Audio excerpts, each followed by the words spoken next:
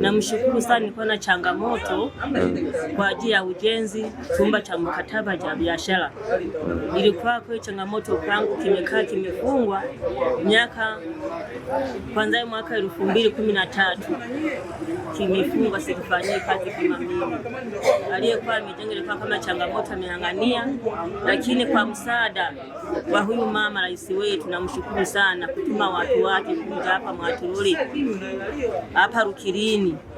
Nisikia matangazo kwamba wanakuja wenye changamoto waje hapa tuwasaidia. Mimi nikaona kweli mimi mmoja wao wenye changamoto kama hizo, ndio nikafika hapa, akanipokea vizuri, nikaongea vizuri, wakanisikiliza.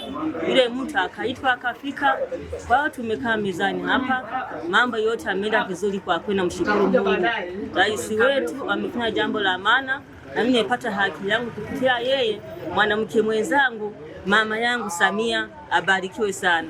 Waamuzi ameenda sasa kufungua chumba changu, nimeshakabidhiwa mbele ya balozi wangu wa mtaa wa Mwatururi, kuona kabidhiwa mali yangu kabisa, kuanzia leo kiwe huru na mimi nipate wateja, nipate faida kama matumizi. Asanteni sana kwa uongozi wote, mwenyekiti wangu, yani wote, kampuni yote, nashukuru sana mlioshirikiana.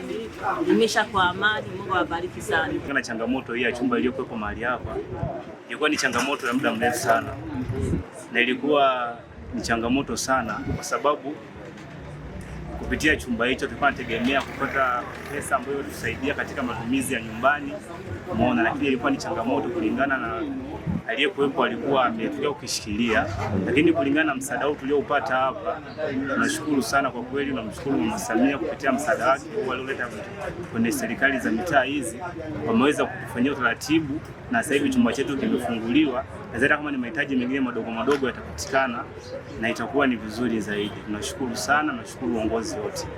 Changamoto kubwa inayotuumiza ni kile ni eneo ni la kwetu, alafu chumba kimefungwa. Maana pale ilikuwa ni eneo ambalo la biashara, umeona. Alafu changamoto ilikuwa ni hapo sasa, eneo la biashara, alafu mtu amefunga, hatupati kitu kutokana na kile chumba kilichokuwa katika eneo letu la biashara. Kwa kupitia hivyo sasa hivi tumefunguliwa na tunashukuru sana. Kwanza nimshukuru Mheshimiwa Rais Samia Suluhu Hassan kwa kuleta mpango wa kisheria, umetusaidia kwa kiasi kikubwa sana. Mgogoro huu ulikuwa ni mgogoro wa kati ya huyu mama pamoja na huyu bwana.